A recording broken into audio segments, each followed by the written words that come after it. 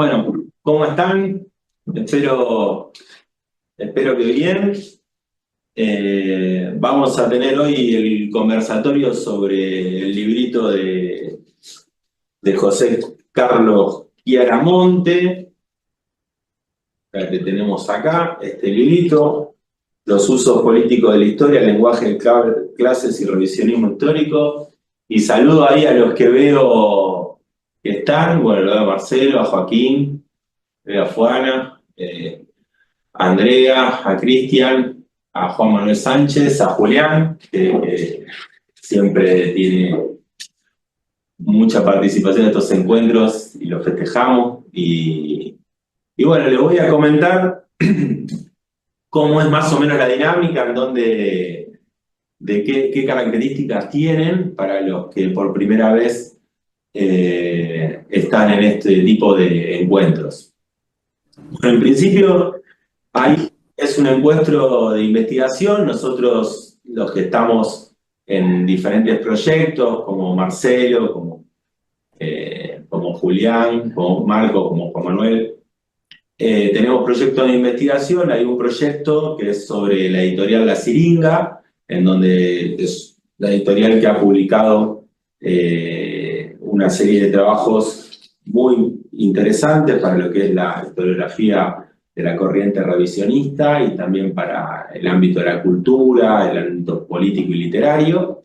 Hay otro grupo de investigación que trabaja justamente lo que vamos a trabajar hoy, que es el diálogo entre lo que sería la corriente historiográfica revisionista o las corrientes del revisionismo histórico y lo que sería la corriente oficial, clásica, liberal de la historiografía, radicada en diferentes instituciones, ¿no?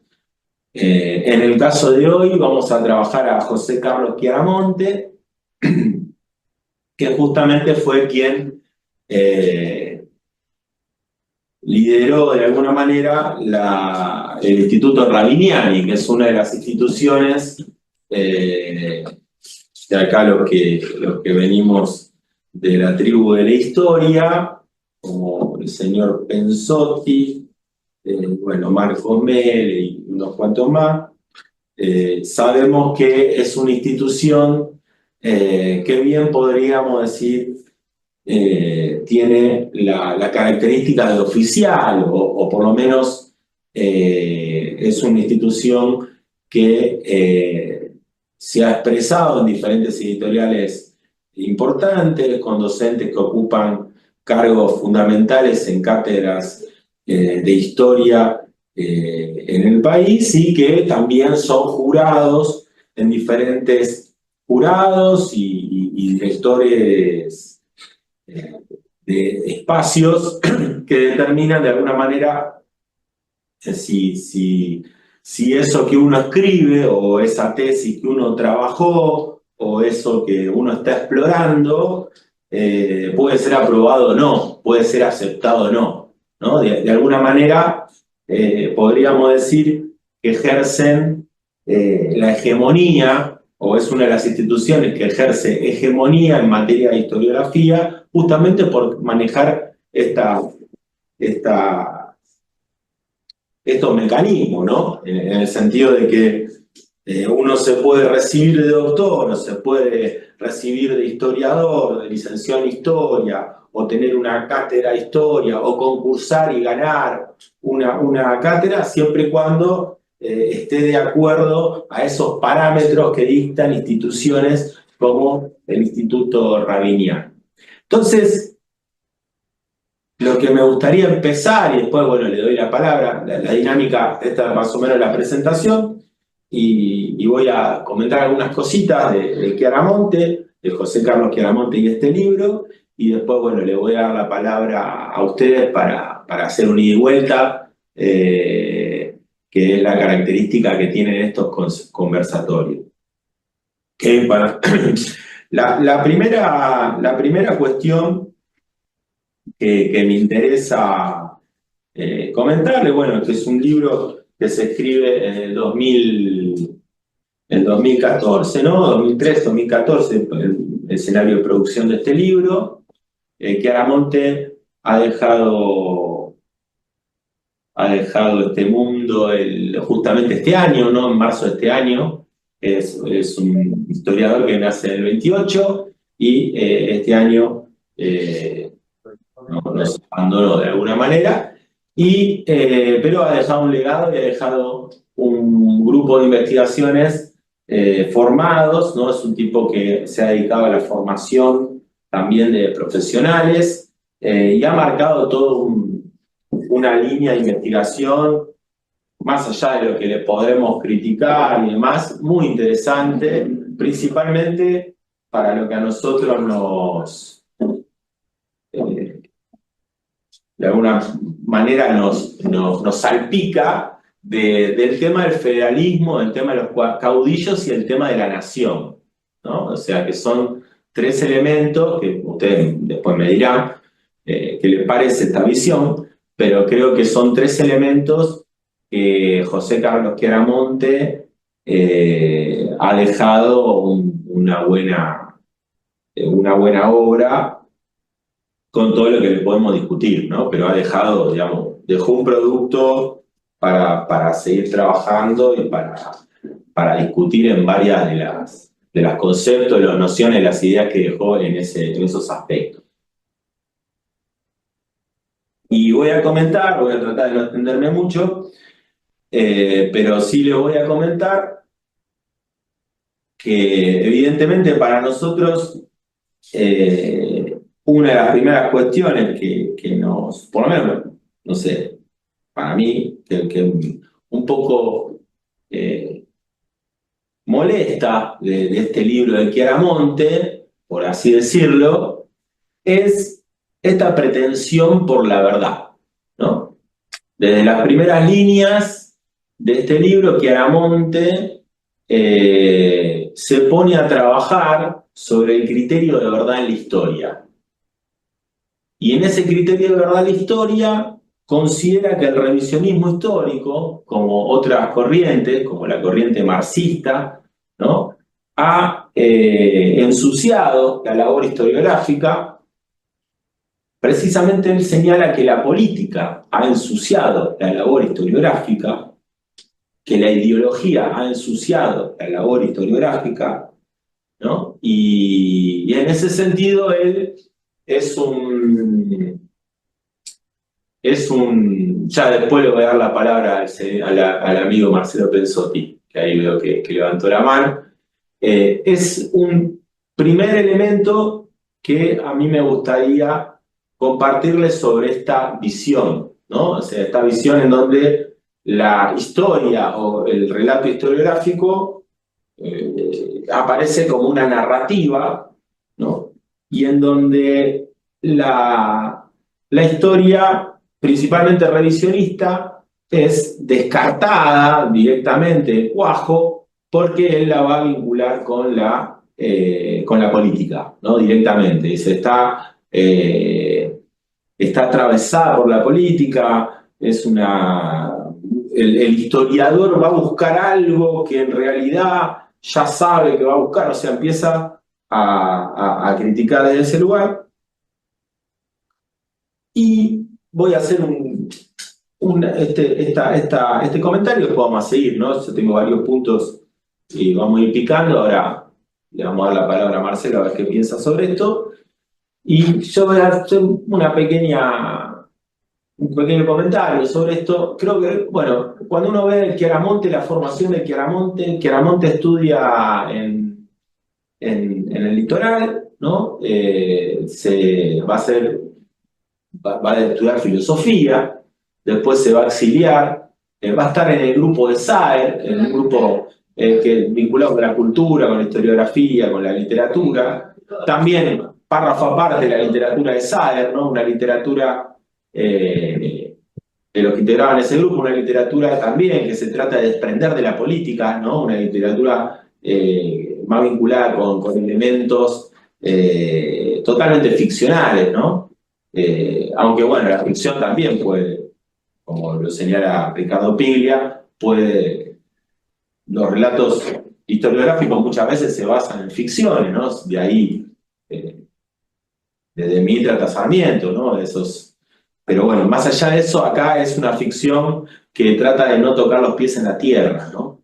Y volvemos a este berretín académico, ¿no? De la verdad absoluta, ¿no? De lograr la verdad absoluta por encima de los contextos, por encima de la ideología, ¿no? Y en donde la historia se desprende de la actualidad y pasa a ser más bien una función para un pequeño reducto de eruditos, porque si la historia no sirve para comprender la realidad actual o para ver los errores que podemos volver a cometer, ¿para qué sirve, no? O sea, pero bueno, entraríamos en esa cuestión. Y yo creo que esa formación, esa formación en filosofía que tiene, que tiene Chiaramonte, si bien él va a trabajar en documentos en México y demás, la inclinación de Chiaramonte va a ser específicamente en materia de la historia de las ideas y va a ser específicamente las palabras, ¿no? O sea, las palabras van a ser fundamentales para Chiaramonte más que los sucesos, más que los acontecimientos. Y de ahí va a trabajar y va a tener un gran desarrollo en lo que es la historia constitucional. Va a trabajar las constituciones, ¿no? De México, de Estados Unidos, las constituciones de diferentes gobiernos provinciales. Pero bueno, un primer momento de esta charla, me gustaría, abriendo ahora la cancha, trabajar sobre esta cuestión de la historia, esta cuestión de estudiar las palabras, de estudiar las constituciones, de cómo ver la historia, de la historia alejada de la política, ¿no? De la sociedad que dentro de su concepción trae aparejada el vínculo entre historia y la política. Así que para empezar por ahí, yo tengo después varias cosas más que comentar, pero bueno, la idea es que sea un ida y vuelta y ahí le dejo la palabra a Marcelo para que comente qué le parece esta primera cuestión sobre el criterio de verdad, el criterio de historiografía y demás. Ahí te dejo, Marcelo, para comentar. Facundo, ¿me escuchás? Sí, perfectamente. El que levantó la mano fue Julián Otal. Ah, bueno. Bueno, entonces, vamos, te veía vos, me confundí, perdón, te estaba más ciego. A ver, Julián, el amigo Julián. Hola, ¿se escucha? Sí, perfecto. Ah, bueno, pues gracias, Marce, porque estoy de polizonte, me escapé un toque del trabajo y estoy en un café y me está matando también el reggaetón de fondo, así que estoy en una situación un poco insalubre. Pero bueno, estaba levantando la mano para compartir con ustedes algunas cuestiones que están vinculadas a la introducción que hizo Facu recién. Y bueno, ya que no me puedo quedar lamentablemente toda la velada, quería tirar algunas líneas que me surgieron a partir del trabajo de Chiaramonte.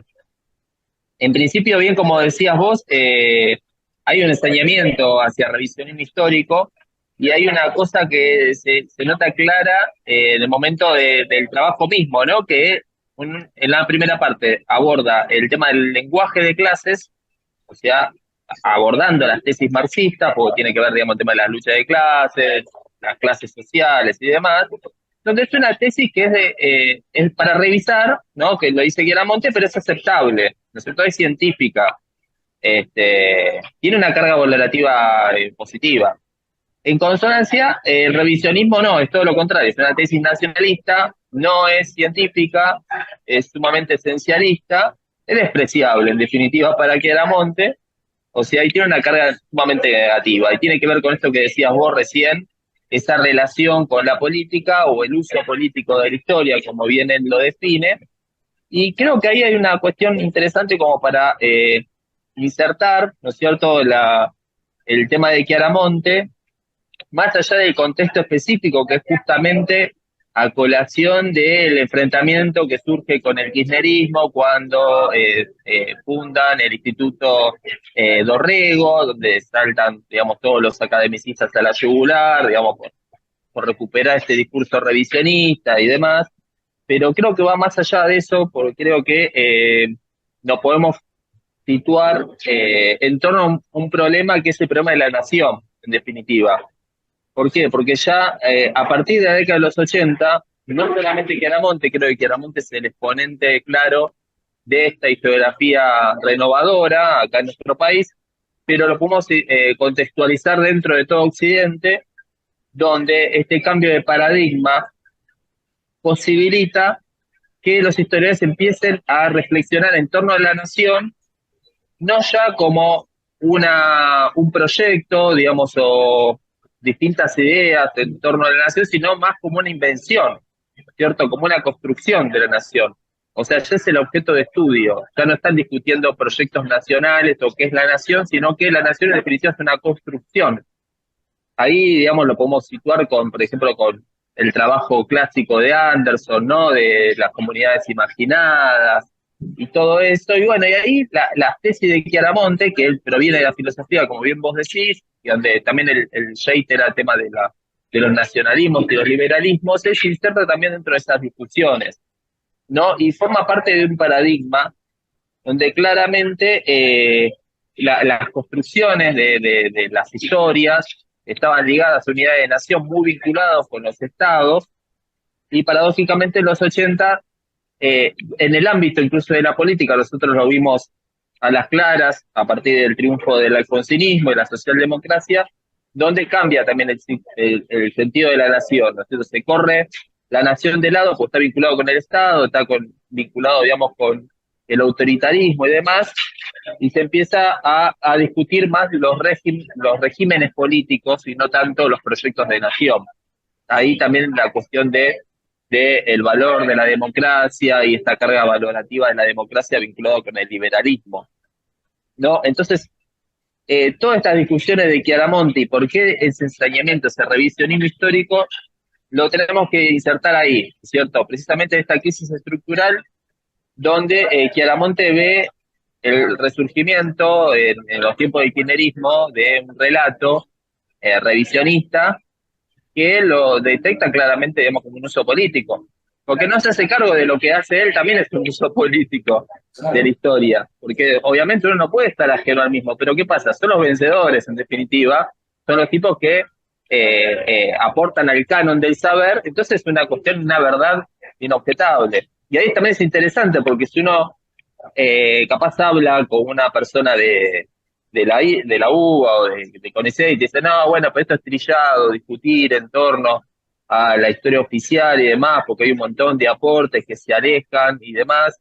No sé, ponerle en el caso del peronismo, hay muchos aportes por el lado de Omar Hacha o de otros investigadores que también se alejan, digamos, de las tesis alperiniana, de Germán y demás, pero ¿qué pasa? Digamos, suscriben, digamos, al mismo proyecto.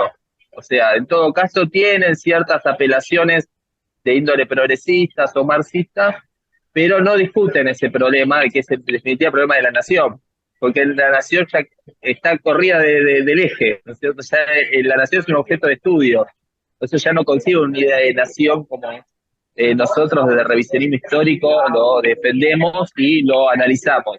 Entonces, ahí está también esa especie de desencuentro, que en el caso de Chiaramonte es claro, porque claramente, más allá de este trabajo, el tipo, digamos, realmente construyó una serie de discípulos e incluso los aportes de Chiaramonte se insertan claramente dentro de lo que podría ser la historia conceptual también, ¿cierto? Entonces, creo que, bueno, la clave es esa, digamos, ¿no? O sea, ¿por qué eh, no podemos discutir en igualdad de condiciones en definitiva, ¿no? Porque estamos en dos partidos distintos, parece. Exactamente, Julián, si me dejas que te interrumpa, está buenísimo. Totalmente en línea con lo que comentás, por lo menos no sé si alguien quiere comentar algo. Pero hay una cuestión central que la comentaba al inicio, que es muy extraño decir yo estoy ajeno de esto, voy a discutir de igual a igual o voy a jugar cierta corriente historiográfica cuando sos vos el que determina una beca doctoral, cuando sos vos el jurado de una tesis, cuando sos vos la persona que dice este tipo va a ser doctor o no va a ser doctor, ¿no? O sea, están en un lugar muy importante de lo que es la disciplina histórica o lo que es el proceso formativo en la disciplina histórica, como para correrse y decir esto es verdad. Bueno, todo lo que vos digas va a ser fundamental para que un futuro historiador siga esa línea o no siga esa línea. Si vos querés seguir la línea de la historiografía revisionista, y probablemente no puedas hacer carrera en el Instituto Rabiniani, probablemente no puedas ganar un concurso para una cátedra de Historia Argentina 1, 2 o 3 en la Universidad de Buenos Aires o en la Universidad de Rosario. No es algo menor. ¿Y acaso eso no es un determinismo político que vos le ponés a la carrera de un historiador? ¿O qué pasa ahí? Eso, por un lado, como decía bien Julián. Después hay otro berretín que tiene la historiografía noventosa, ¿no? Que por ahí no sé cómo llamarla, pero en los 90 aparece esto que trajo a colación Julián y que justo yo traje para hablar de esto. Estamos siempre con Julián, estamos como ligados intersectorialmente. El libro de Benedict Anderson, Comunidades Imaginarias, ¿no? Este libro de Anderson, para los que trabajan en el tema de nación en los años 90, va a ser fundamental. Pero también hay alguien que se va a sumar a este proceso, que es Gellner, que hace un libro sobre naciones y nacionalismo, que también va a estar ligado. Y la trilogía se cierra con el libro de Hogan, Naciones y Nacionalismo desde 1780, ¿no? O sea, tenemos 3 libros que hablan del nacionalismo como la creación desde un imaginario. O sea, el nacionalismo surge de los pueblos, está perfecto, pero también esos pueblos de alguna manera son conducidos por un imaginario generado por ciertos sectores, ¿no? ¿Por qué pasa esto? Esto ocurre en la década del 90 porque en la década del 90 hay un impacto muy fuerte post caída del muro de Berlín, post caída de la Unión Soviética. Se da un proceso en Europa de formación de naciones, se astilla Europa en un sinfín de naciones, aparecen guerras en donde la principal guerra va a ser la que ocurre en Yugoslavia, ¿no? Y estos autores impactados un poco para responder historiográficamente se ponen a ponderar este principio de imaginario, de ficción, ¿no? A la hora de crear la idea de nación. Esto lo podemos discutir, pero para mí Chiaramonte compra esto, lo compra, va y pone, agarra, va al casino de la historiografía, pone toda la ficha y dice yo voy por acá, ¿no? La nación es un imaginario, pero al mismo tiempo que la nación es un imaginario, y acá vuelvo a traer al este gran también historiador, pero se dedicó a la literatura, que es Ricardo Piglia, ¿no? Que hay varios trabajos en donde él cruza, que habla de una cuestión. Dice, sí, está bien, hay una ficción. Puede existir la ficción en la creación de una nación, ¿no? Dice él. Pero ¿acaso no fue una ficción? O sea, también ficción política, ¿no? Para los intereses políticos. El tema de, por ejemplo, Facundo, civilización o barbarie, eso fue un elemento ficcional, dice también. Como diciendo, lo que quiere traer a colación Piglia es, no tenemos que esperar que Yugoslavia se astille en 1000 estados nacionales para darnos cuenta de que eso también nos ocurre a nosotros. También Sarmiento crea una ficción cuando dice estos son bárbaros y estos son civilizados, ¿no? Y esa ficción acciona con el asesinato a traición del Chacho Peñalosa, ¿no? La cabeza en una pica del Chacho Peñalosa. O sea, esa ficción acciona. Esa ficción acciona. No es una ficción que solo queda en las palabras, ¿no? Esa ficción acciona y elimina y clausura otros relatos historiográficos, otros relatos que pueden provenir de otros lugares. Y en ese sentido, yo me acuerdo, acá con el señor Pensotti compartimos un grupo de investigación hace muchos años, donde estaba el maestro Héctor Musopapa, y traía a colación una vuelta, cuando hablábamos de la nación y de estos ideales imaginarios, un libro de Huizinga, ¿no? Muy interesante, Historia de las ideas, un libro de Huizinga. Y Huizinga dice algo que retomaba Musopapa sobre el tema de la nación, ¿no?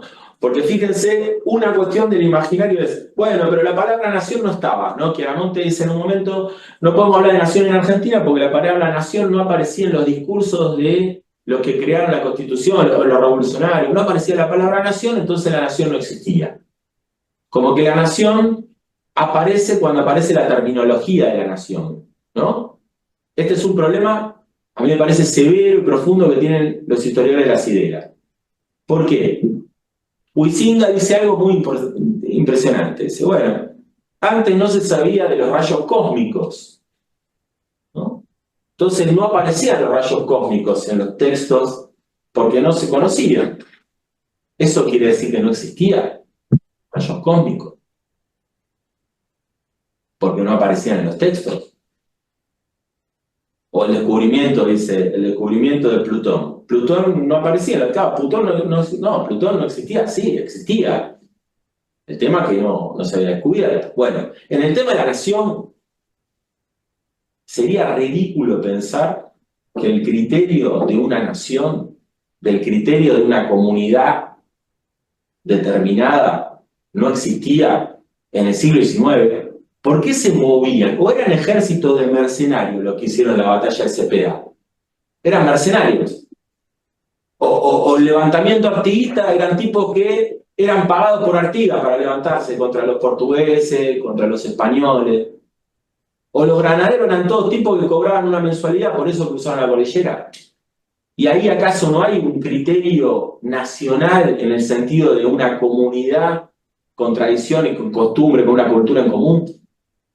O sea, eliminar la cuestión de la nación y el concepto de nación, con lo que tiene que ver con el concepto de nación, de la historiografía, de la historia del siglo XIX, porque no aparece en un texto, a mí me parece una ridiculez de una abstracción solo posible para un historiador de las ideas que se fija en la letra, ¿no? Y se pierde de vista todo lo demás, ¿no?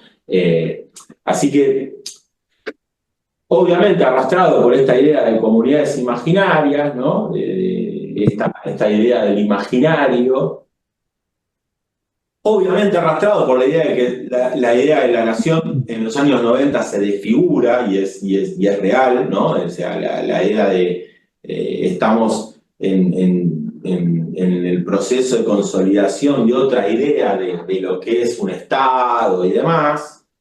Pero bueno, quería hacer estos comentarios y ahora le paso la pelota. Ahora sí, ¿no? La palabra a Marcelo que está.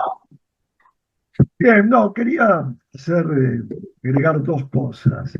Una, junto con el libro de Anderson y de Kellner, se suma también el de Shumway sobre la invención de la Argentina, en el cual prácticamente su tesis central es que hasta Bartolomé Mitre la nación no existía, ¿sí? Y Shumway tuvo bastante difusión en el ámbito de la UBA. Eso era una punta. Lo otro era más una contestación a lo que planteó Julián, en el cual yo tengo alguna diferencia con él. Primero de todo, en mi opinión, Chiaramonte es mucho más historiador que Alperín Dongui. Eso estoy muy seguro.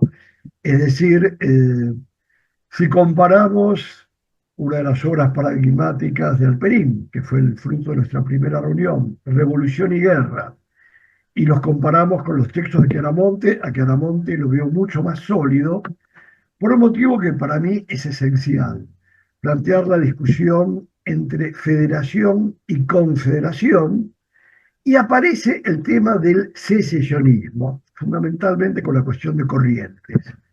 Esa tensión entre federación, confederación, secesionismo y, por supuesto, las intervenciones extranjeras, me parece que es un tema importante. Y algo que me llamó la atención de este texto, que no lo había leído, Usos Políticos, eh, ningunea a José Luis Busaniche, para mí un gran historiador del litoral, que él ya aborda ese problema en su historia argentina, que lamentablemente su muerte dejó inconclusa. En cambio, sí me parece que Chiaramonte es fiel a lo que yo llamaría una historiografía del litoral. Lo nombra a Julián Álvarez, que para mí es un gran historiador, no por sus juicios adversos contra Artigas, que no empañan su obra, pero realmente Julián Álvarez, en sus estudios o ensayos en las guerras civiles argentinas, plantea un tema de lo que después se va a llamar geoeconomía, la discordancia entre las provincias y las regiones productivas. Y para mí esa es una visión de una historia de larga duración. Ahí coincido con Chiaramonte, que Julián Álvarez se adelanta a la escuela social de los anales, etcétera, los usos de variables económicas. Así que bueno, la revalorización que hace de Chiaramonte de Julián Álvarez me parece correcta. No entiendo el salteo o ninguneo de José Luis Busaniche, nombra a Cervera, que también es importante, y bueno, introduce a dos historiadores que yo no conocía, Benigno Martínez y Hernán Gómez. Me parece interesante, ya no los he leído por supuesto, pero me parece interesante estos planteas de revalorizar los caudillos desde una óptica de identidad regional, y que esa identidad regional o provincial es parte de una construcción nacional, la construcción política de una nación. En ese sentido, Chiaramonte me parece que tiene más fuste que Alperindongue, incluso eh, que Romero padre, con el cual Julián, ayer hablamos en privado. Y otra cosa que quería aportar, eh, hay una contradicción en Chiaramonte en este texto, porque él dice que lo que él denomina el primer revisionismo comienza en un momento de crisis institucional, en el cual el sistema federal no funciona bien, el sistema de representación no funciona bien, y eso lleva, por la lucha política de los radicales, a la ley Sáenz Peña. En la inquietud que hay en la Argentina del Centenario, no lo especifica, pero el impacto de la inmigración lleva a que Ricardo Rojas, un gran intelectual radical, escriba La Restauración Nacionalista, que es un texto que habría que releer. Y bueno, lo que está planteando es que la situación política y social llevó a un giro en la historiografía con estos autores que nombramos, y que yo agregaría a Manuel Galvez. Ahora voy. Si el primer revisionismo fue fruto de una crisis política, social, y en vísperas de la Primera Guerra Mundial, y más ni menos, y luego durante, me plantearía otra cosa. Hay toda una generación de historiadores que provienen mayoritariamente de la izquierda, y algunos se acercaron al peronismo. Estoy pensando en el propio Chiaramonte, en Juan Carlos Portantiero, que es sociólogo, José Aricó, Beatriz Sarlo, que estaban hiperpolitizados hasta los 70. Pero la derrota, primero, la crisis del tercer gobierno peronista, la derrota absoluta que significó la dictadura militar, que para muchos de ellos implicó el exilio, interno o externo, lleva a que en los 80, con la reapertura democrática, mucha de esta gente se acerque al alfonsinismo. ¿Sí?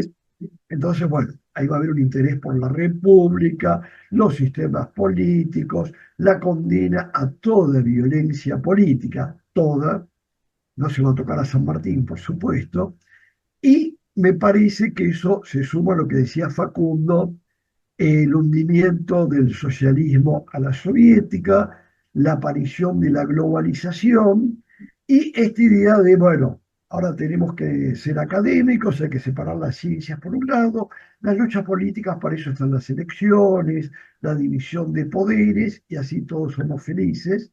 Y bueno, y me parece que en este clima de despolitización, Chiaramonte lamentablemente ha sido funcional. Sí, ahí, buenísimo, Marcelo. Ahí le voy a pasar la palabra a Julián. Voy a decir esto nada más. Hay un momento, está bueno lo que comentás, Marcelo, está buenísimo, porque es real que él, cuando uno ve la obra, salimos de este libro, ¿no? Y uno ve la obra de Chiaramonte, él le dedicó mucho tiempo en el exilio en México a estudiar las constituciones. De hecho, una de las primeras cuestiones que él, digamos que no resulta paradójico, pero sí que realmente ahí hay un aporte y de alguna manera yo creo que entra en la banquina, por lo menos del revisionismo, no sé, muerde un poquito, que es cuando él reconoce que está muy mal, que nosotros con Javi escribimos varios ensayos en un librito, está muy mal la idea de caudillo, ¿no? El caudillismo como un elemento vinculado con la barbarie, sino que los caudillos eran también gobernadores, eran tipos que redactaban constituciones, eran tipos letrados, eran tipos que tenían toda una historia vinculada con una continuidad respecto del poder del cabildo y de los sectores de los vecinos. O sea, hay una continuidad que se da, sino que los caudillos no surgen a partir de la anarquía, sino todo lo contrario. Son los continuadores de formaciones políticas, municipales, de poderes locales, que asumen la institucionalidad posteriormente al proceso iniciado en la Revolución de Mayo o el proceso de las juntas en Hispanoamérica, ¿no? Eso me parece un aporte importante en el mundo académico y hasta diría yo que Chiaramonte valida las exploraciones que se venían haciendo desde los 30, hablando de esto, de todo el revisionismo histórico. Incluso Busaniche, también a mí me llama la atención. Busaniche fue un artífice de revalorizar esto, ¿no? Eso por un lado. Por otro lado, comento esto y le paso la palabra a Julián. Por otro lado, también ahí hay un problema que yo veo que aparece en los textos, ya en otro libro, cuando hablaba de proteccionismo económico y liberalismo, que aparece, yo no sé cuál fue la inquietud que lo motivó, pero esta idea de vincular la independencia hispanoamericana con la Constitución de Filadelfia, ¿no? O sea, como que Estados Unidos tiene, digamos que también ahí hay yo lo relaciono políticamente, aunque se debe estaría en algún lugar en donde esté Chiaramonte me estaría blasfemando al señor Di Vincenzo, pero a mí me parece que ahí hay una inclinación política deliberada, ¿no? Ese periodo, el contexto de producción de él, se vincula también con una iniciativa de Washington, con el consenso de Washington, de marcar la línea sobre qué hacer respecto a estos nuevos estados, ¿no? Estos nuevos estados en Hispanoamérica y en el mundo, que son estados que se tienen que reconfigurar después de una secuencia de violencia extrema, como la que sufrimos en toda Hispanoamérica, y bueno, ese estado ahora es un estado despolitizado y en donde los sectores privados tendrían que tener una hegemonía. Bueno, de la misma manera él construye un relato en donde el federalismo argentino no surge de los pueblos, sino que es más bien un aprendizaje, una relectura de la influencia de la Constitución norteamericana y su modelo federal. Y es como todo, yo creo que ahí es como decir, pero venís construyendo toda una cosa y después terminás diciendo esto. O sea, venís construyendo que hay una continuidad de mar. Y bueno, y eso lo encuentra, digamos, como que abren los ojos los congresales del año 53, ¿no? Y se dan cuenta que la constitución a seguir es la de los Estados Unidos. Y ahí me parece, y digo esto y yo le digo a Julián, hay un trabajo muy viejo, pero interesante, de Ernesto Quesada, en donde repasa, de 1910 creo que por ahí, donde repasa lo que decían los congresales del 53. Muy poco, la verdad que muy poco tomaban la Constitución norteamericana. Tomaban otras cosas, pero no, esos tipos no tenían en la cabeza la Constitución norteamericana, tenían otros quilombos en la cabeza que eran más vinculados con lo que estaba pasando en la provincia del Río de la Plata. Pero bueno, ahí también me parece que yo ahí voy a disentir con el amigo Pensotti. Yo creo que Alperín Dongui es un historiador más pesado que Chiaramonte. Creo que hay un concepto, por ejemplo, que Chiaramonte no considera cuando habla de federalismo y que me parece fundamental, que es la ruralización del poder, que me parece fundamental para comprender el desarrollo del federalismo y el desarrollo, bueno, de un proceso que él no entiende, que es el proceso de constitución y consolidación del poder de los federales de Juan Manuel de Rosas en la provincia de Buenos Aires, y que claramente no entiende, ¿no? Bueno, ahí le dejo la palabra a Julián. Totalmente, Facu. Y con respecto al tema de la Constitución, el trabajo del PP, ¿no? Los representantes del pueblo, es un texto válido también para ver cómo fue que los constitucionalistas tomaron, digamos, la réplica y él, si bien lo escribe en clave humorística, digamos, hay mucha verdad detrás de todo ese modo, de toda esa prosa, ¿no es cierto?, del Pepe. Pero bueno, quizás el tema del ninguneo a Busaniche puede estar vinculado también a su adscripción a revisionismo, ¿cierto? No olvidemos que hay un montón de historiadores que digamos, tenían una trayectoria muy visible dentro del ámbito académico, que después por sus desviaciones para ellos de adscripciones políticas, digamos, fueron ninguneados y separados, ¿no es cierto? El caso de Molinari, es un caso muy evidente. De Busaniche habría que verlo, ¿no es cierto? No voy a afirmar algo que no lo sé, pero bueno, es para sospechar. O sea, a ver, estos tipos también tomaron muchas de las tesis de revisionismo, pero sin citarlo. O sea, tradición política y ideología, no me acuerdo cómo se llama el texto de Alperín Dongui. Agarré ese texto y lees la historia de las ideas políticas en Argentina de Vicente Sierra. Digamos, hay muchos puntos en común. Pero Alperín te va a citar a Vicente Sierra, ni en pedo. O sea, obviamente. ¿No es cierto? Hay muchas cuestiones que tienen que ver con una parte de ninguneo, porque para ellos nunca va a pertenecer al canon un texto de índole revisionista. Creo que parte por ahí. Después, con respecto a lo que decía Marce, en relación, digamos, a los aportes de Alperín y Chiaramonte, creo que lo que tiene Alperín que tiene una obra más despareja, ¿no es cierto? Porque Alperín tiene muchos ensayos que son, la verdad, que muy flojos de papeles, otros trabajos que también parecen medio, además que son un bodrio, son bastante polémicos, y después tiene trabajos, digamos, de gran envergadura, digamos, que son muy interesantes, muy valiosos, y en el caso de Chiaramonte hay como una continuidad, ¿no es cierto? Hay como casi como un carácter evolutivo. Entonces, por eso yo decía, como que termina decantando casi paradójicamente en un clima de época donde está discutiéndose esta idea de las invenciones de la nación, precisamente es una tesis que él estaba abordando, pero obviamente con otra mirada porque era otra época, ¿no es cierto? Pero tenía, digamos, esa relación, precisamente abordando con estas tesis del federalismo, de la confederación. Es un enfoque meramente contractualista el de Chiaramonte.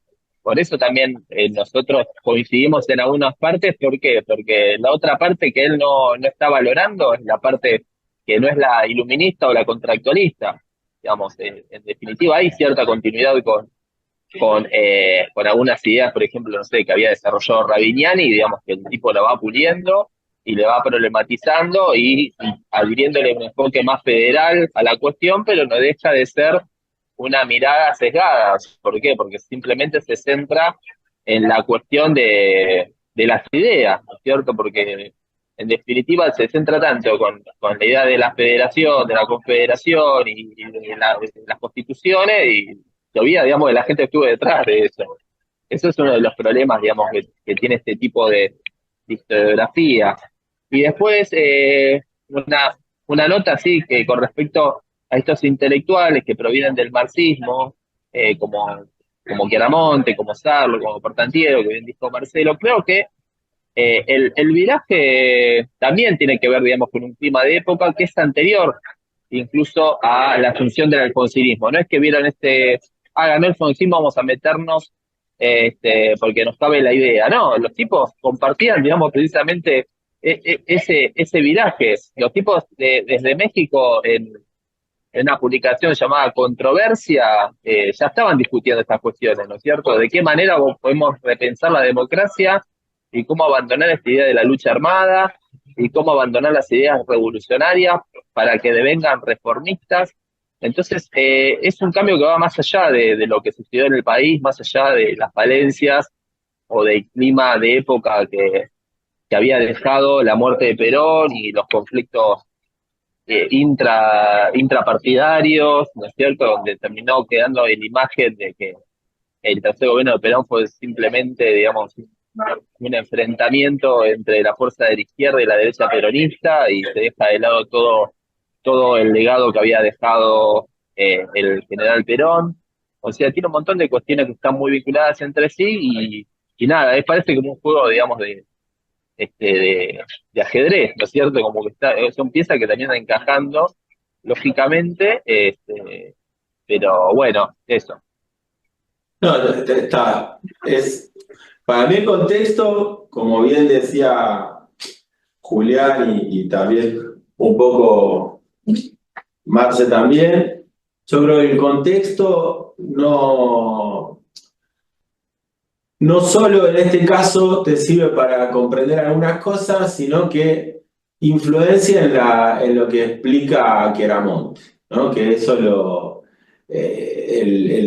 la idea de pensar una nación o de explorar la idea de nación sin tener en cuenta la participación popular, ¿no? Porque en definitiva lo que está corriendo de eje es la participación popular, ¿no? Las exploraciones que hace él sobre diferentes ideas, incluso no en este texto, pero en otros textos también, trae a Baltasar Hidalgo, ¿no? Al poeta el rioplatense, el poeta oriental, que relata diferentes aspectos de las montoneras del siglo XIX, ¿no? De esa reconquista, de la gesta artista. O sea, él, en el sentido Chiaramonte observa que hay otros relatos de la historia que lo puede tomar de la poesía, que lo puede tomar de los cielitos, y así todo continúa con esa lógica muy constitucionalista, ¿no?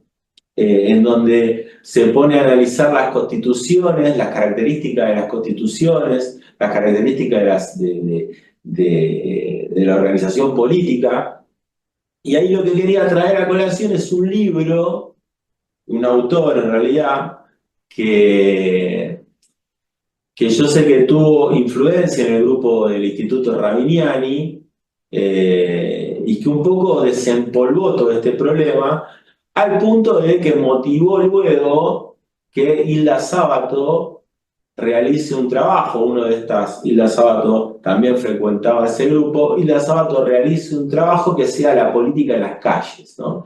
Este libro es un libro que es muy interesante, más allá de que también tiene la línea de la historiografía, en este caso, más de tinte liberal brasileña, que es de José Murilo de Carvalho, el desenvolvimiento de la ciudadanía en Brasil. ¿Y por qué traigo a colación este libro? Porque me parece interesante este libro y el libro, uno que es ya de revisionista, pero es un clásico uruguayo, que es el de Washington Reyes Abadí, Artigas, ¿no? Cuando uno ve estos dos libros, ¿no? En el caso de José Murilo de Carvalho, lo que vamos a ver es un autor, un historiador, que va a repasar sobre cómo se construyó la ciudadanía en Brasil. O sea, lo que quiere decir Murilo de Carvalho, lo que se pregunta es, hablamos de constitución en el siglo XIX, hablamos de república en el siglo XIX. ¿Cómo era la república y cómo era la ciudadanía y cómo era la constitución en el siglo XIX? Entonces empieza a ver que la idea de ciudadanía, que decimos, bueno, y la idea de constitución, en el siglo XIX estaba totalmente desdibujada y que no participaba el 80% de la población, creo que llega al 90% de la población, no participaba de las elecciones. Eran constituciones que en realidad no generaban ninguna participación popular. Y era tal la situación que Murilo de Carvalho dice, había algunos que se vestían varias veces para votar varias veces por un candidato. Había otros que se encargaban, eso se llamaban los fósforos, había otros que se llamaban los capangas, que se encargaban de nuclear cantidad de gente para que vote por un candidato y después la traían. ¿No? Se compraban, eran elecciones que lo único que hacían era legitimar el poder constituido. El poder constituido a través de ¿qué? A través de batallas. Ya había una batalla previa y lo que había que hacer era constituir o consolidar eso con un imaginario, acá, como diría Chiaramonte, un imaginario de constitución, de república. ¿Cuántos participaban de esas elecciones? Nadie participaba de esas elecciones. Se hacían, ¿no? Un poco para organizar la situación local, ¿no? Para ver cómo podía hacerse presente ese nuevo Estado y correr a aquellos que no eran afines. Y el libro de Washington Reyes Abadí también habla cómo era el federalismo de Artigas. Bueno, y cuando uno ve el federalismo de Artigas, tampoco el federalismo de Artigas era un tipo de federalismo en donde la participación popular era muy fuerte. Y era asambleario, ¿no? Y era Artigas, lejos de ser un tipo que se llevaba puesto a la tropa, era un tipo que había sido elegido por la tropa. Probablemente la elección más directa y más lejana de las otras elecciones, más republicanas de la que habla Chiaramonte, ¿no? Republicana. ¿Y quiénes respondían a eso? Bueno, esto es tal, el efecto es tal, el que causa el libro de Murilo de Carvalho, que Hilda Sábato dice, che, vamos a ver cómo eran las elecciones en el siglo XIX. ¿Y qué descubre en ese libro Hilda Sábato? Descubre que las elecciones en el siglo XIX eran tremendas trifulcas, con conflictos en la calle, con tiroteo, con cuchillo. Las elecciones de las que cuenta el libro Juan Moreira, ¿no? El Juan Moreira, ¿no? Un personaje, época que acá el señor Marcelo sabe muy bien, alcinista, mitrista, ¿no? ¿Cómo terminaban esas elecciones? Terminaban con sangre. ¿Cuántos votaron? 50 votaron, 30 no vinieron, 25 heridos, 5 muertos, ¿no? Ese era el porte de una elección en esa época. Entonces, lo que viene a cuento de esto es, ¿qué validez le podemos dar al ámbito constitucional republicano bajo ese criterio? ¿Qué validez le podemos dar de representatividad a Mitre de 1862 a 1868? A Sarmiento. ¿Hubiera ganado las elecciones o Sarmiento hubiera ganado, hubiera tenido la aceptación, hubiera llegado a la presidencia si antes no atravesaba con una lanza el cuerpo del Chacho Peñalosa? ¿Mitre hubiera ganado la aceptación si antes no hubieran degollado en Cañada de Gómez a la caballería entrerriana? O sea, a mí me parece que esta idea lavada de recorrer la historia, ¿no? Explorando constituciones, explorando formas republicanas, ¿no? Me parece que pierde de vista el sangriento siglo XIX, en donde todo esto se daba en un contexto violentísimo. Yo entiendo que hay una voluntad, como bien dijo Marcelo y como bien dijo Julián, hay una voluntad más bien de qué, de decir, como decían recién los compañeros, de decir, che, se terminó el escenario de violencia. En la década del 90 tenemos que recorrer, revisar nuestra historia, pero mostrar que nosotros tenemos una historia republicana, institucional, ¿no? No violenta, ¿no? Saquemos los muertos de la historia del siglo XIX, reconozcamos que venimos de ese pasado y empecemos a explorar otro tipo de cosas. Incluso, empecemos a revocar las constituciones porque hay cosas de la constitución que tenemos que modificar, ¿no? Que después va a terminar en modificaciones, reformas constitucionales que se producen en México, en Perú y en Argentina, como la del 94, ¿no? O sea, armar el escenario para modificar algunos aspectos de un nuevo tipo de Estado en donde el pueblo va a quedar afuera. O va a participar, pero únicamente en los procesos electorales y nada más. El pueblo en las calles no. ¿No? El pueblo en la calle solo que salga para votar y ordenado, ¿no? En base a lo que dice el patrón, el padrón electoral. Así que bueno, quería comentar eso y ahí le paso la palabra a Joaquín. ¿Cómo andás, Joaquín? Buenas, ¿se escucha? Sí, perfecto. No, estuve anotando algunas cosas que estuvieron hablando. Pido disculpas, perdón, antes que no pude leer el texto, pero más o menos en el diálogo estuve asociando a unos autores y a unas ideas. Lo de la cuestión de que se me vino a la mente hace unos ya 11 años cuando Cristina dijo que Artigas quería ser argentino, no lo dejaron. Acá se armó terrible bolonqui. Fue como, no, ¿cómo va a decir eso? Y ahí tuvieron que salir varios historiadores a decir, bueno, la idea que hoy tenemos de Uruguay no existía en 1913. Y además hay una cuestión obvia que recién ahora están en debate, que Uruguay es un país de fronteras. O sea, alguien de Fraiventos se siente mucho más identificado con alguien de Entre Ríos que con alguien de Montevideo. O alguien de Rivera se hace sentir más identificado con el Brasil que con Montevideo.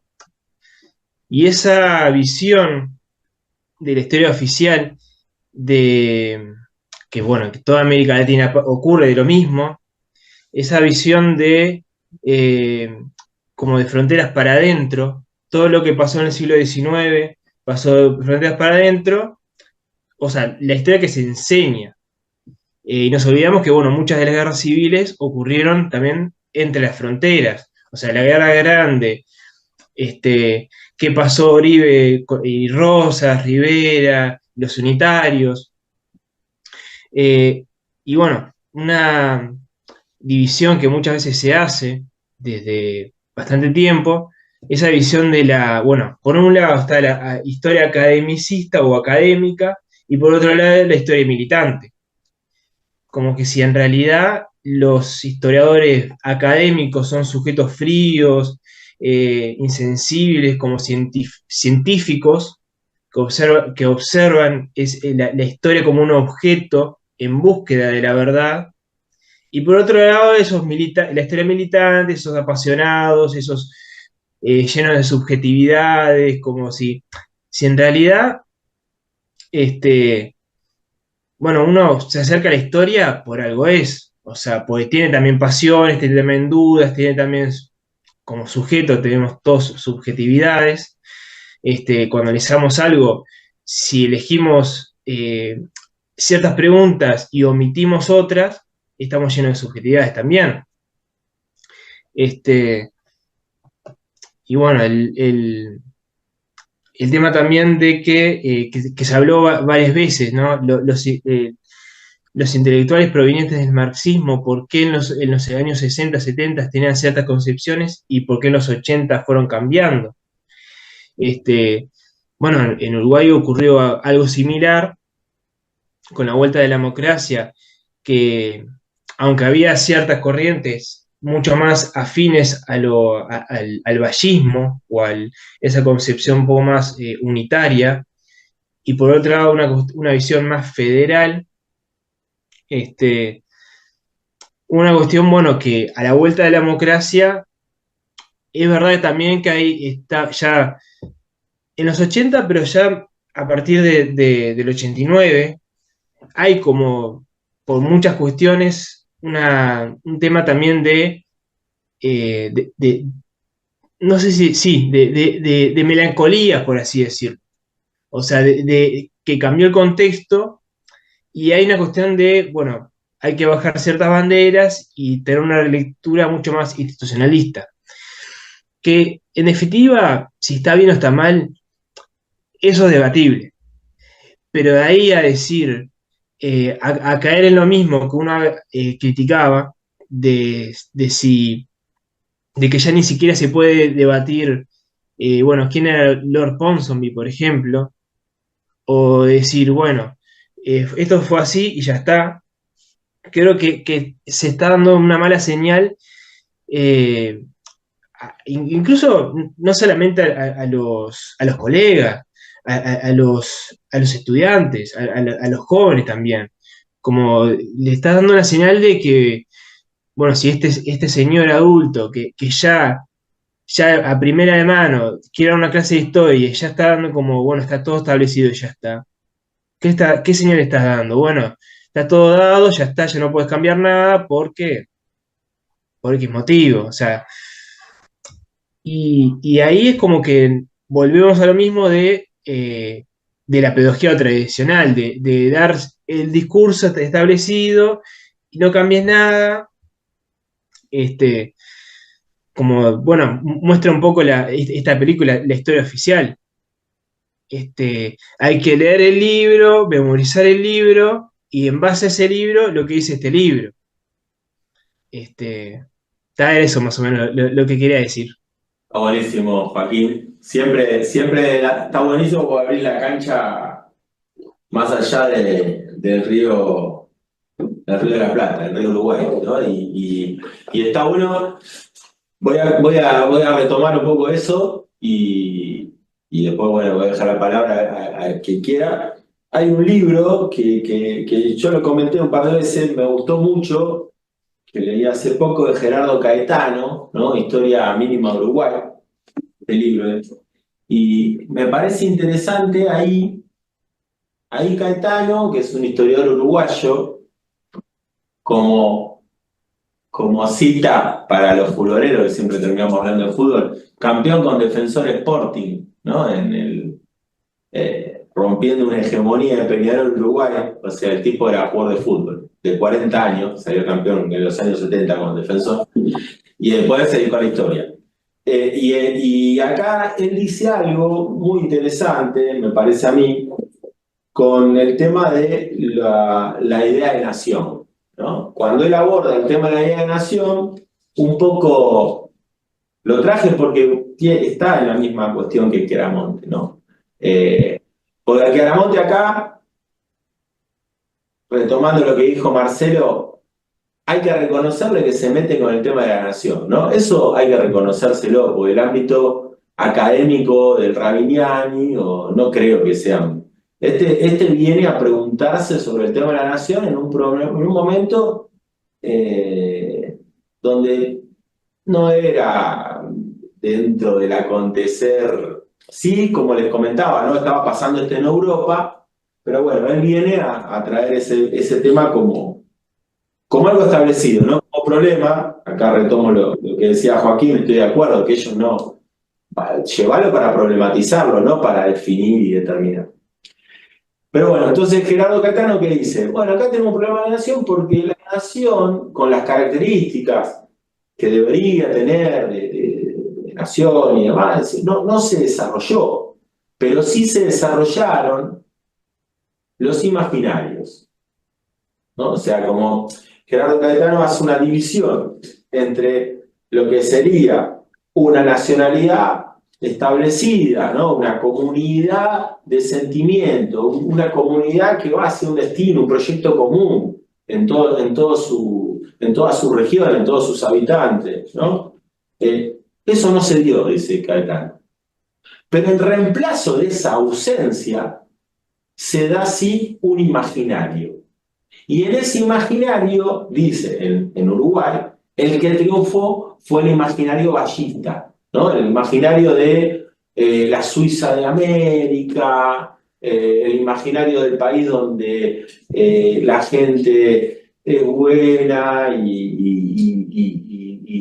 y no genera conflicto. O sea, todo un imaginario donde la tierra es la libertad, la tierra es la democracia, bueno, un montón de elementos que dice, sí, fueron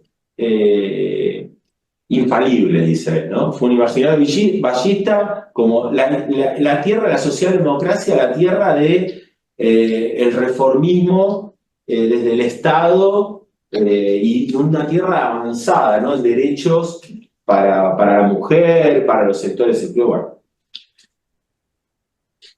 me parece interesante esa visión de Gerardo Caetano y la traigo a colación a lo que Chiaramonte. Acá también. O sea, si él está cuestionando la cuestión de la nación, sin duda hay un problema ahí con el tema de la nación, ¿no? Con el tema de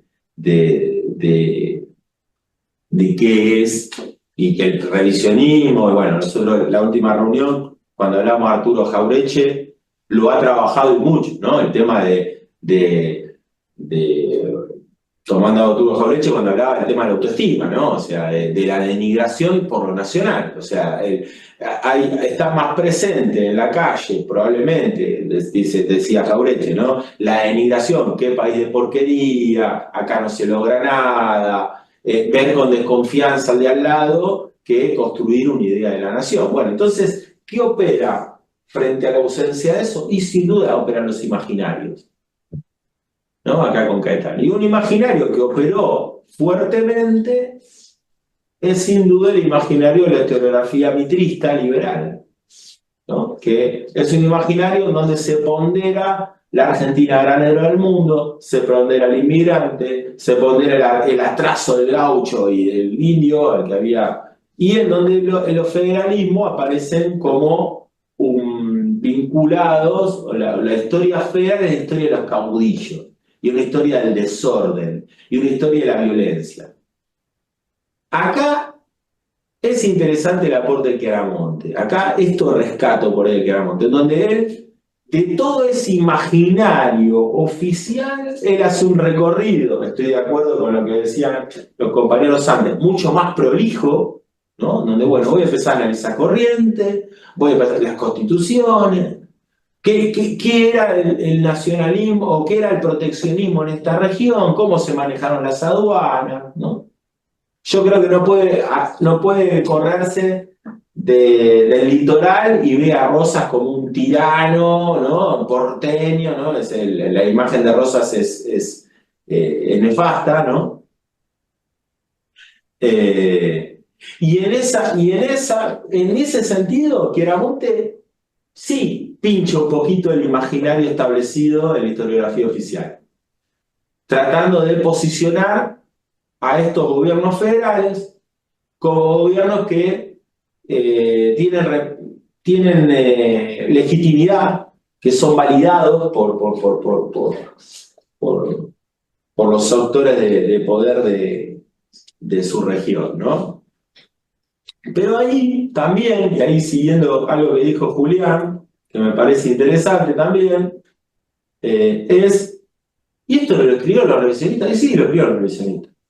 José María Rosa tiene un libro que se llama Del municipio indiano a la provincia argentina, en donde hace lo mismo que dice Chiaramonte con el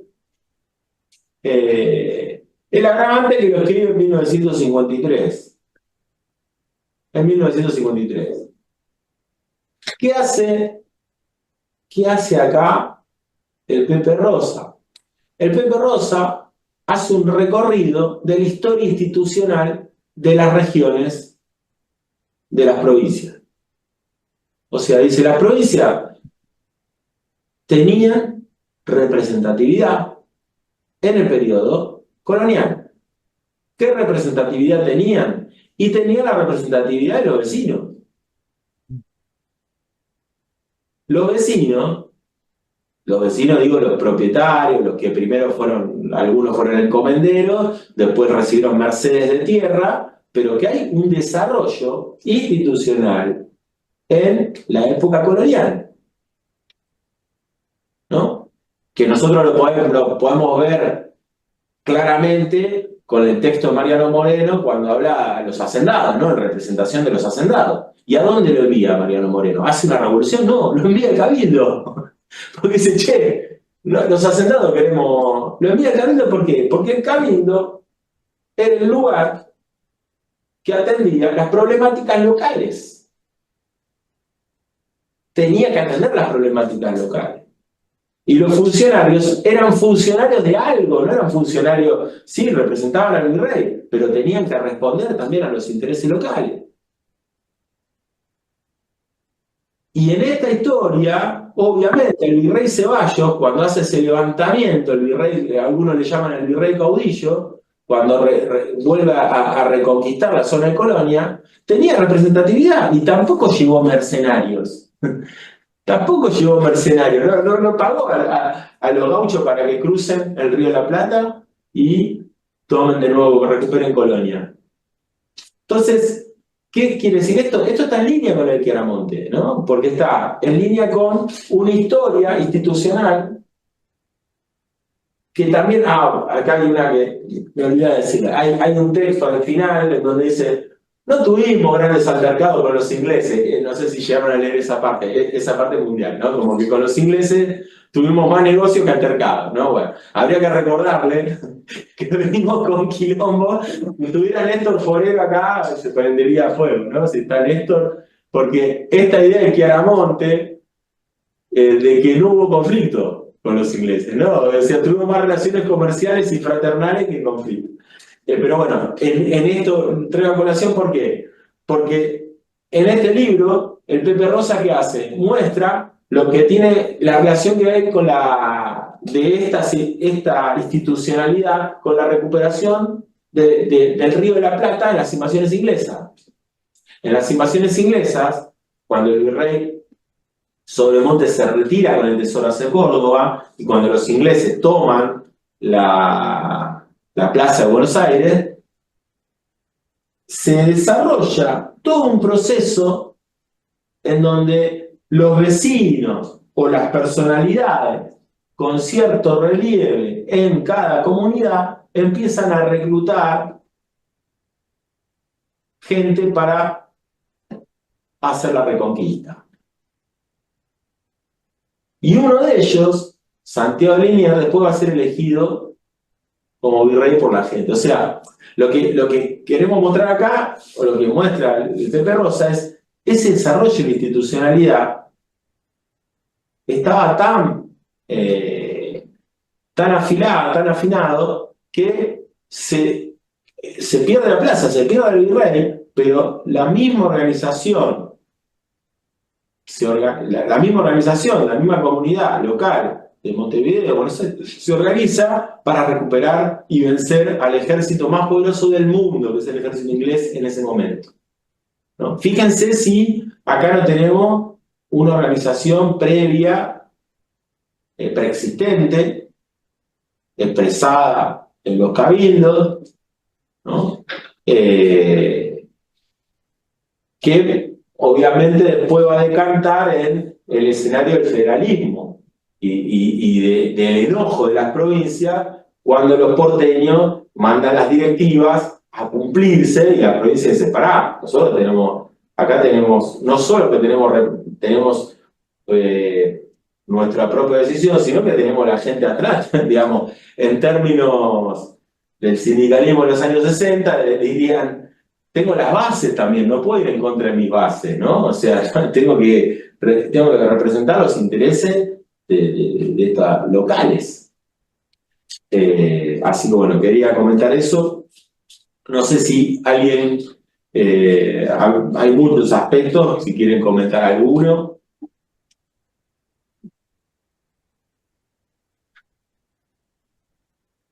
Y no llego a leer quién. Marcelo, Marcelo, sí, por favor.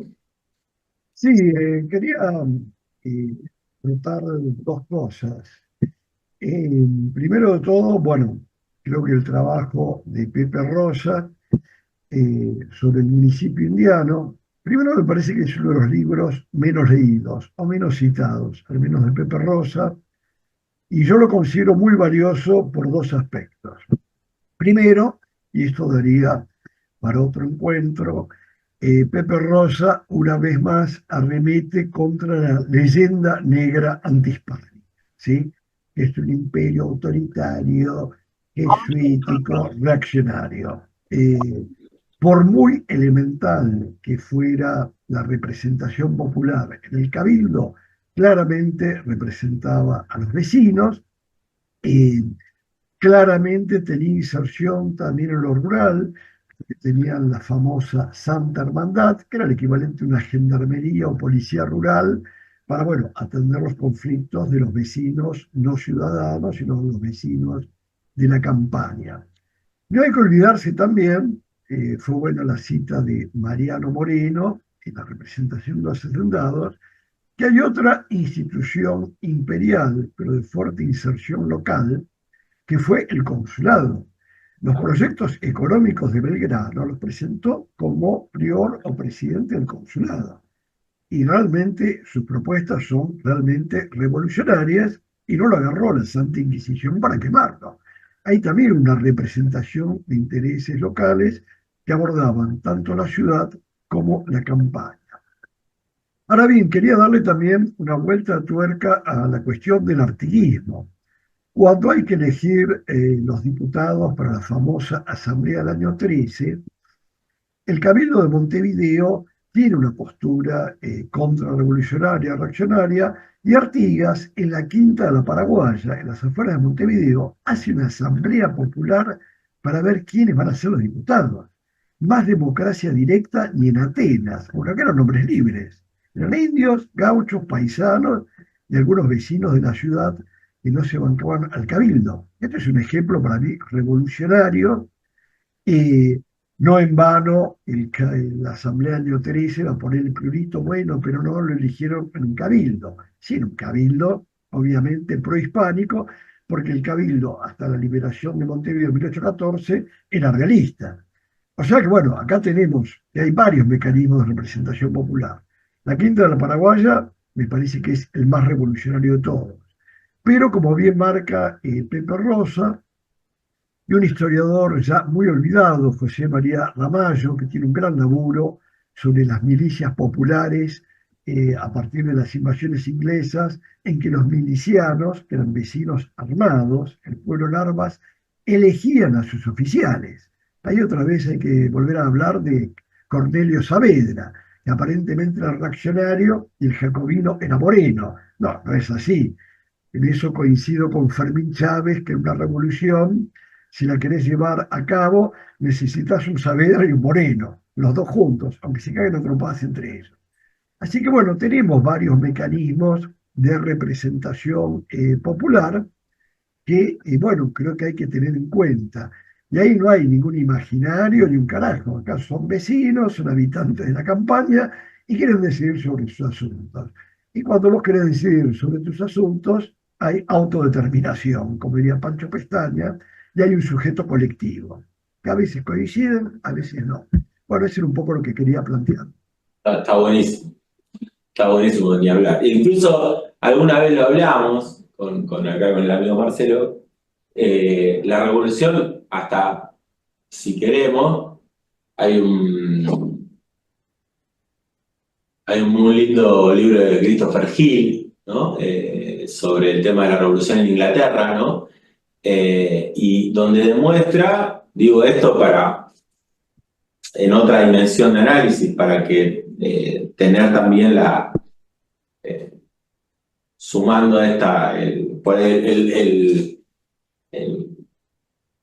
esta tara por ahí que tiene el mundo académico, ¿no? Del solo de Hispanoamérica, no. En Inglaterra, la Revolución Inglesa también tuvo personalidades que, como, bueno, Will Stanley y otros más, en donde tiene una participación que era totalmente contraria por a los intereses de ciertos otros sectores. También estaba el Cornelio Saber inglés y el Moreno inglés, ¿no? En el sentido de que la Revolución Inglesa tuvo también escenarios en donde se desbandó cualquier criterio. Digo, el proceso revolucionario comprendido como un elemento constitucionalista, ¿no? ¿Qué pidieron? ¿Qué eran los que cuántos representantes tenían?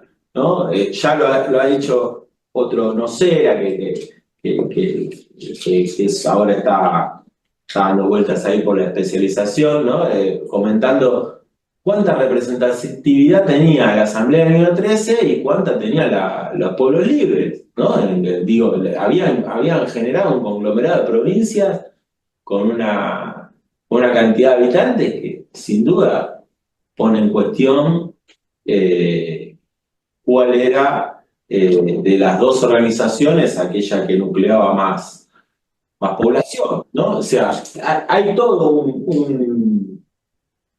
un escenario que por más que se niegue constantemente, esto que decía Joaquín, establecer un diálogo entre lo que dicen los historiadores revisionistas y lo que dicen los historiadores como queramos del Pirindongui, hay muchos puntos en donde se tiene que seguir debatiendo, me parece a mí, y se tiene que seguir poniendo justamente, aunque no lo quiera, como lo dice, en tela de juicio esa supuesta verdad de la historia.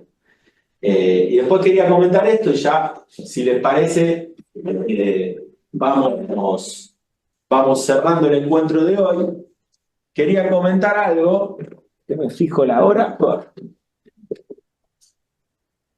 que tiene que ver con algo que señala Chiaramonte sobre el lenguaje de clases, que me había quedado por acá atrás, lenguaje de clases y revisionismo histórico, ¿no? Hay algo que sí, esto lo comparto ya desde el oficio del historiador, ¿no?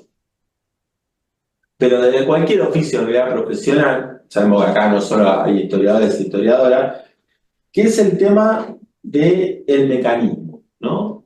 Evidentemente, ahí creo que también le doy un poco la derecha a Chiaramonte. Cuando uno utiliza ciertas categorías o se afinca en determinada corriente historiográfica o corriente filosófica o corriente ideológica, es real esto que dice que uno arrastra ciertas terminologías que un poco determinan el producto de tu trabajo. Si vos hablas de clases sociales, única, y el concepto de clase social es el concepto de clase social que aparece en el Capital de Marx, bueno, vos ese mismo mecanismo te va a hacer no considerar otras ideas para interpretar un grupo social. O sea, es el mecanismo, el lenguaje, termina determinando mi investigación, ¿no? Eso a mí me trae a colación. La otra vez hablaba justo con Juancito Godoy. Me trae a colación, hay un seminario que da el psicólogo francés Jacques Lacan, ¿no? Que es el de la carta robada, donde el tipo dice, fíjense, analiza una carta que desaparece, ¿no? Entonces van a buscar esa carta, dice, bueno, la policía tenía volúmenes, ¿no? Guardados por los diferentes procedimientos, y cuando van a buscar para saber dónde estaba esa carta o qué pasó, el volumen en donde estaría, cómo fue el procedimiento, el volumen no está. Entonces, como el volumen no está, el oficial dice, ya no lo podemos descifrar esto porque no está el volumen del procedimiento, ya está, no existe, ¿no?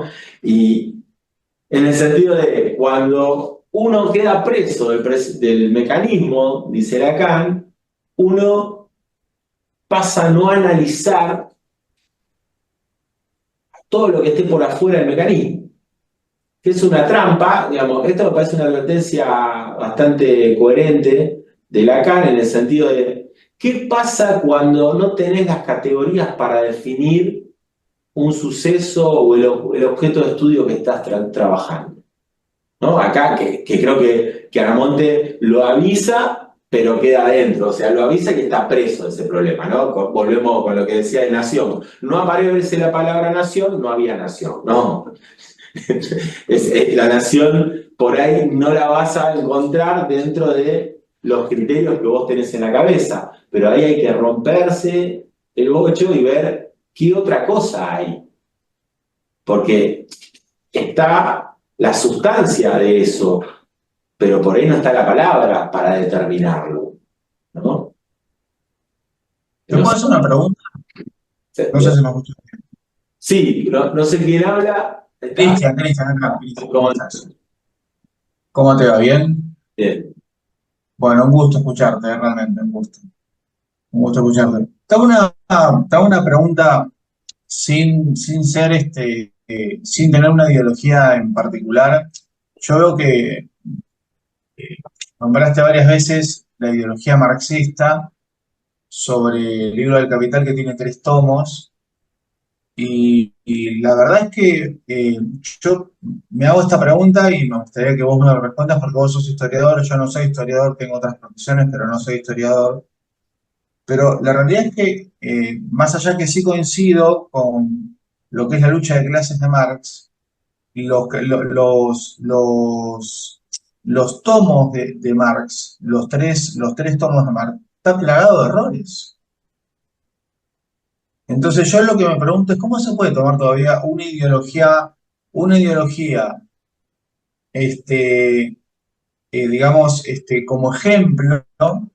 Tomando el Capital de Marx, donde es un libro que él nunca terminó de escribirlo prácticamente, porque se muere, él solamente publica el tomo 1 cuando se muere, cuando ya está en una enfermedad de gran avance, y su justamente burgués, mejor amigo, qué casualidad, ¿no? Publica el tomo 2 y el tomo 3, y aparte hay autores que digamos, lo han defenestrado en muchísimas reformulaciones de lo que afirma Marx a lo largo de los capítulos. A mí me fascina por lo menos el tomo 1, porque se puede empezar por el capítulo 24 y terminar en el capítulo 1, o se puede empezar por el capítulo 1 y terminar en el capítulo 24, que está plagado de errores, realmente, desde la teoría subjetiva del valor, desde el plusvalor, plus trabajo, o sea, y puedo continuar, excepto en lo que sí se pone uno de acuerdo, en donde el mundo claramente está en una lucha de clases, ¿no? Como por ejemplo, no sé, yo tomo por ejemplo el libro de El mundo en llamas de Amichua, por ejemplo, y veo que sigue habiendo esa lucha de clases. Sin embargo, Amichua es una persona que está lejos de ser una persona antimarxista. Y lo mío no es antimarxismo, por si acaso, sino que lo que quiero tomar es por qué se sigue tomando como... Y aparte una ideología que trajo mucho daño al mundo. Una Acá, ideología que trajo mucho daño al perdón, mundo. perdón, Ahí terminé la pregunta. Cristian, acá, más allá de lo que uno pueda considerar o no de Marx, como de los revisionistas que toma Chiaramonte, lo que hace Chiaramonte, y creo que lo que hacemos acá es, independientemente de los errores o no que tenga una corriente u otra, esas corrientes existieron y han movido intelectualidades fuertemente. Yo creo que por eso este autor Chiaramonte, que está muy lejos de ser un autor revisionista, como vimos, ¿no?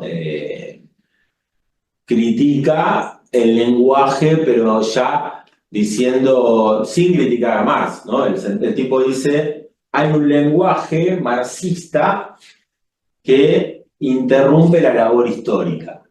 Yo en ese punto a mí me parece que esa parte de lo que él dice me parece que es coherente, ¿no? En el sentido de que si vos agarrás y decís, ¿no? Para lo que pasa con los marxistas, obviamente los revisionistas, donde nosotros nos aplicamos, no somos marxistas, ¿no? O sea, pero sí consideramos que existen corriente marxista, hay intelectuales marxistas, hay historiadores marxistas, de hecho, los que les mencioné antes, Benedict Anderson, Eric Hobsbawm, son marxistas, y ellos incluso se autodefinían un poco de esa manera, ¿no? Tomaron esos criterios. A mí me parece interesante ahí lo de Chiaramonte, decir, a veces uno queda entrampado en esto, por ejemplo, una trampa, ¿no? Cuando uno dice el sistema, o mucho marxista, esto lo hemos hablado en otras charlas con los compañeros, y les comento ya, vamos cerrando, ya estamos en las 12, una idea o problema que hay es cuando los marxistas analizaban América Latina, ¿no? Entonces veían, no, acá había capitalismo en el siglo XIX, ¿no? Y nosotros veíamos, decíamos, pero este capitalismo estaba mal desde el lenguaje utilizado para analizar la historia argentina. ¿Por qué? Por la sencilla razón de que los trabajadores en el Río de la Plata, en América Latina, no cobraban con un bien de cambio, que es un elemento central para el desarrollo del capitalismo. Que cobren con un dinero, con una moneda, y con esa moneda puedan comprar lo que quieren. No. En América Latina, en buena parte del siglo XIX, el trabajador en América Latina cobraba con especies o cobraba con un bono, que lo tenía que canjear en la pulpería de turno. Entonces, eso más lejos del capitalismo no hay, porque vos estabas atado a una situación vinculada con la lógica local, la lógica del propietario de la estancia, ¿no? que te daba un bolsón de tabaco, un bolsón de yerba y unas alpargatas. Bueno, eso, ¿qué bien de cambio el Claro, proletariado? claro. Sí, totalmente de acuerdo. ¿No? Entonces, Totalmente de acuerdo. a veces hay muchos elementos del marxismo que han aportado para las ciencias sociales, que están buenísimos. Ahora, el problema es cuando decís, todo esto me sirve para aprender o para comprender la realidad, ¿no? Evidentemente, como te comentaba recién, ¿hay algunos conceptos? Sí, mirá, este está bien. Ahora, que eso nuble absolutamente todo, y es muy problemático, por lo menos en historia. Nosotros lo hemos comentado varias veces con los compañeros de hace años, muchas veces impide observar cosas más de las que te da la posibilidad. Y Chiaramonte en este libro sí le entra eso, ¿no? Dice, che, miren, acá con esto hay un lenguaje que entorpece la investigación histórica. Bueno, le doy la palabra, muchas gracias, Cristian. Le doy la palabra a Joaquín, a Marcelo y cerramos, porque ya estamos, se me cierran acá el boliche.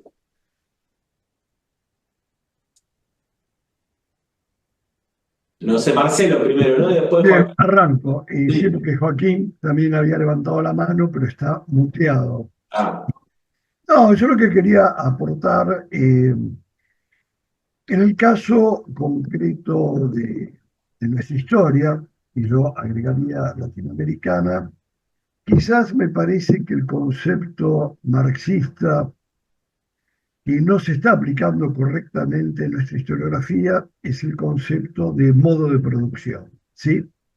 Porque claramente ya en el periodo tardo colonial hay esclavismo, sobre todo en la agricultura tropical, hay relaciones de producción feudales, la servidumbre india. Hay que recordar que en la Asamblea del año 13 se aprueba la abolición de la encomienda, que ya estaba en desuso, pero también de la mita. Y llamo la atención a la mita, recordemos que las provincias unidas del sur incluían al Alto Perú.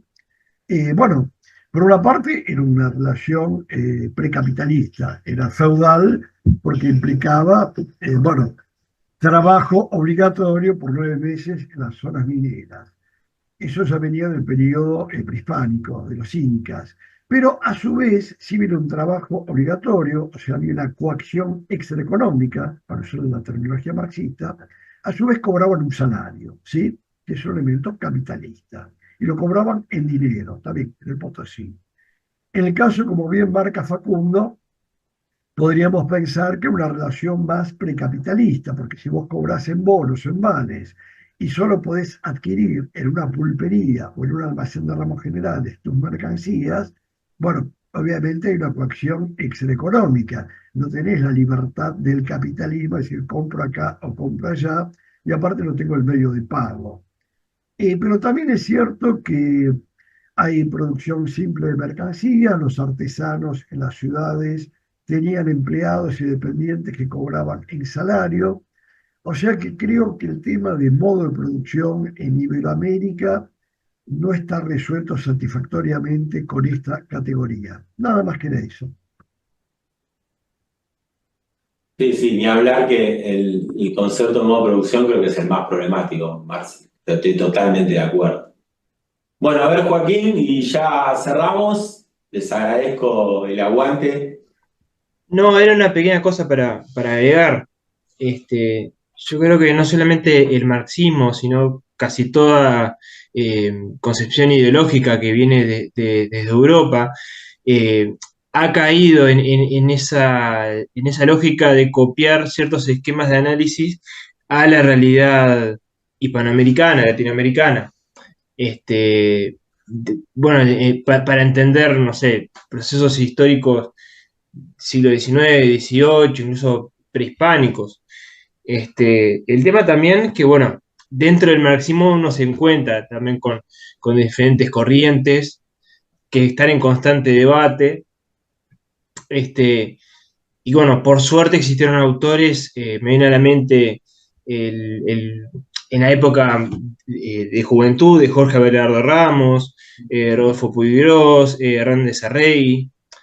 Bueno, acá en Uruguay vivían Trías, Carlos Machado, entre otros, que bueno, intentaron como tener un marxismo mucho más heterodoxo, que tanto la visión más pro-soviética como incluso la socialdemocracia siempre tuvo esa cuestión más positivista, este, que sí, es verdad, uno si lee las obras tanto de Engels como de Marx, es verdad que caen en algunas cuestiones bastante positivistas bueno, ver el presente y el futuro y el pasado como que ya murió, como que ya no es tan importante analizar.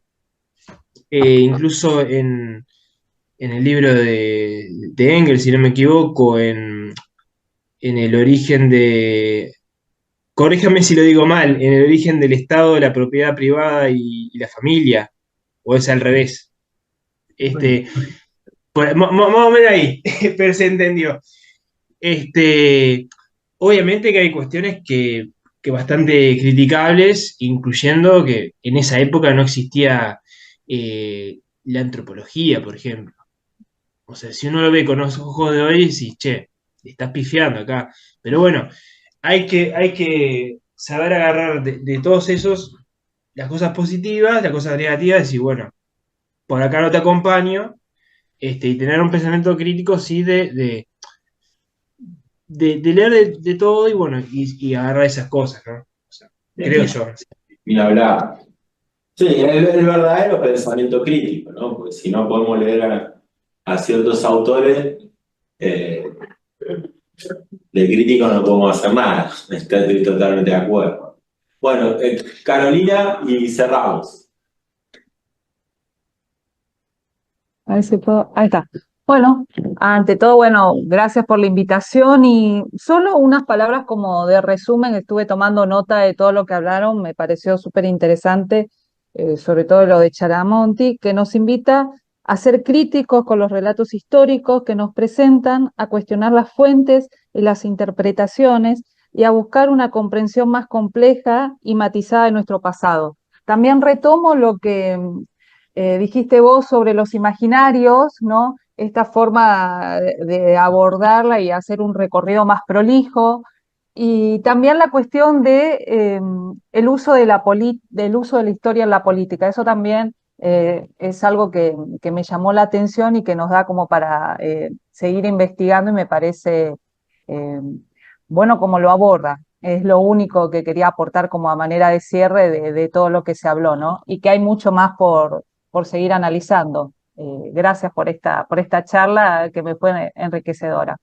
Bueno, no, gracias a vos, Carolina, a todos los que forman parte de esto. Les comento que igual mejor si se quedan con ganas porque la idea es continuar, o sea, siempre vamos a ir mirando autores diferentes, ¿no? Ahora el próximo, que uno de los compañeros que uno nos podía acompañar, Sebastián Iglesias, como una de las áreas de investigación, digamos, nosotros hacemos reuniones abiertas para motivar, no nos gusta la cuestión del cenáculo, ¿no? De un lugar cerrado. Vamos a trabajar un libro de la editorial La Siringa, que es una de las editoriales que nosotros estamos trabajando, tratando de ser lo más meticuloso posible. Y vamos a trabajar un libro de Vega, en donde habla del Martín Fierro, ¿no? Que Sebastián Iglesias hizo esta propuesta. A mí me pareció muy pertinente dedicarle un día a hablar del Martín Fierro y de todas sus variables, ¿no? José Hernández, ¿no? Pues si hablamos de Martín Fierro, hablamos de José Hernández, y medio nos van a criticar algunos por ahí. No podemos salir del siglo XIX, sí, no podemos salir del siglo XIX, volvemos al siglo XIX, ya vamos a salir. Bueno, Jaureche hablamos bastante de los años 60. Bueno, pero ahora con Chiaramonte nos trajo de nuevo del siglo XIX y vamos a seguir ahí con el libro de Vega sobre el Martín Fierro, ¿no? La vida, creo que se llama Vida de Martín Fierro, ¿no? Por la editorial La Siringa. Ese va a ser el próximo encuentro, yo supongo que sea en octubre. Así que, y vamos a seguir, la idea es continuar con estos encuentros que son yo lo disfruto, creo que ustedes un poquito también, y lo vamos a seguir seguramente sea un viernes temprano, así que vamos a seguir en octubre viéndonos. Les mando un abrazo grande y bueno, estamos ahí en contacto. Muchas gracias a todos. Queda esto grabado, después lo subimos.